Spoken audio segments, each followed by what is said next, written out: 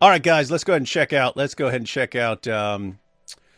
Check out these videos. We'll do the short video first. This is Mohammed Hijab story, and this is the father's testimony. So this is Aisha, her father, his testimony that is apparently being submitted to the Islamic Court of Europe or something like that. We'll see. We'll go ahead and see. But this is a short one. This is just his testimony, and it's got the translation on the screen. One second. The following testimony is from. I have to read now. The following testimony is from the father of the sister who has brought forth allegations against Mohammed Hijab. This is one of multiple evidences that will be presented.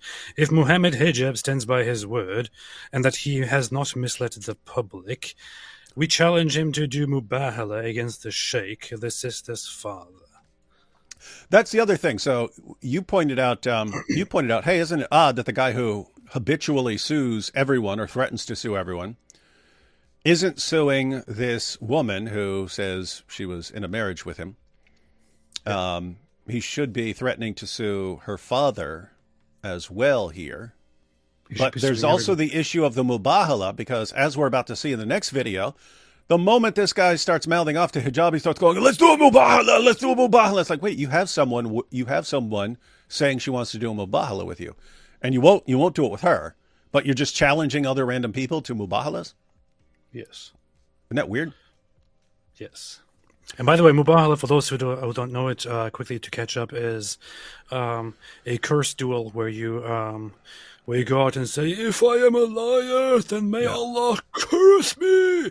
And the other side also says, and if I am a liar, then may Allah curse me. Yeah. And then they walk apart from each other and then turn around and pick up their guns and shoot. Yep. And they shoot.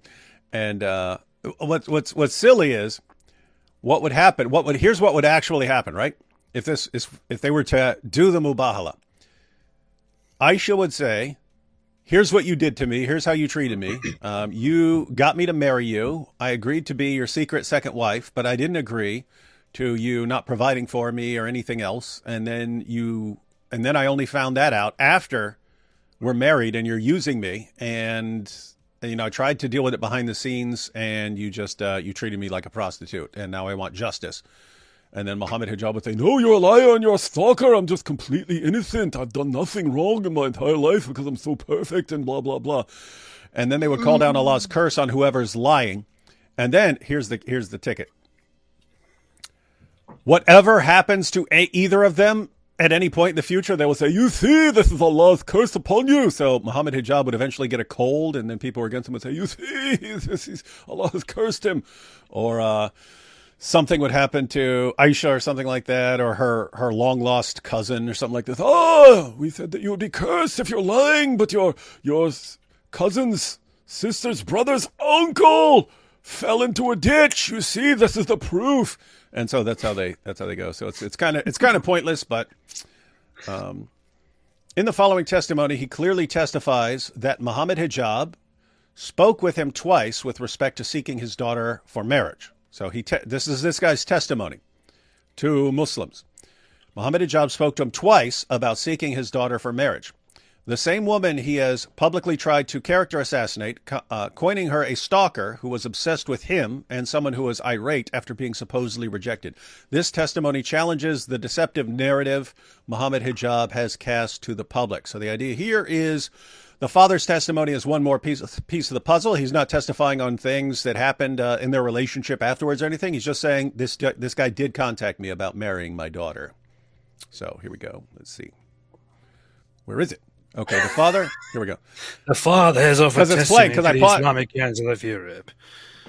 We await a response and an oath from Mohammed Hijab. Names have been censored for the public. This testimony was provided during our investigation. Okay, so this is the testimony offered to the Islamic Council of Europe. Okay, let's get into it here. Alhamdulillah wa salatu wa salam ala Rasulullah. Assalamu alaikum wa rahmatullahi wa barakatuh. Anna Sayyid Abu Sayyid Sayyidi Sheikh, assalamu alaikum marratan ukhra. Hey, wait, we got to read that, man. Why is he cursing, man? He says, praise be to Allah and peace and blessings be upon the Messenger of Allah. Peace be upon you and the mercy of Allah and his blessings. I am Beep. father of Beep. Dear Sheikh, peace be upon you once again. الشيخ السلام عليكم مرة أخرى. أشهد أمام الله تعالى بأن السيد محمد I testify before Allah Almighty ابنتي that Mohammed Nabil Hijab, they didn't censor his name, that Mr. Mohammed Nabil Hijab requested my daughter's hand in marriage on 2 occasions via phone. However, I did not approve of the manner in which he made his request, and I did not like it. So I didn't like the way this guy's just like on the phone saying, hey, can I bang your daughter? My daughter had previously told me that Mr. Mohammed Nabil Hijab is a trustworthy individual, according to the testimony of scholars and shuyukh. He had promised her marriage based on a fatwa he mentioned to her, which stated that it is permissible to marry a woman with the father's consent in absentia on the condition that a suitor is trustworthy and qualified and that a representative acts on behalf of the father. So they're saying Hijab basically used his deep study to find loopholes in how they would normally expect a marriage to go. So he says all this. You guys can, for those of you who want to hear it in the original, you can. I'm just going to fast forward through it. Because again, he keeps it short and he just says what he knows, which is why doesn't seem anything is embellished here. Seems pretty straightforward. And he says, so based on that, I sent my daughter a legal authorization to begin the process, and I began, on my part, the visa procedures to join my daughter in London. However, Mr. Mohammed Nabil did not contact me again after the initial calls. So I instructed my daughter to stop the procedures and not to proceed with marriage to Mr. Mohammed. But my daughter informed me that she had already sent him the authorization before the call in which I discussed the marriage proposal, and I did not like his tone in that call. Huh. Got that? What's wrong with his tone? My daughter is now telling me that Mr. Mohammed Nabil is... Oh, yeah. My daughter is now telling me that Mr. Mohammed Nabil is threatening her, telling her not to speak to me or her family about this matter.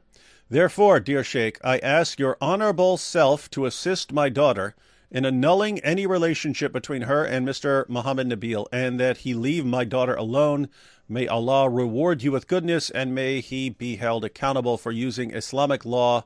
May he be held accountable for using Islamic law for his personal gain, even though that's what Muhammad did.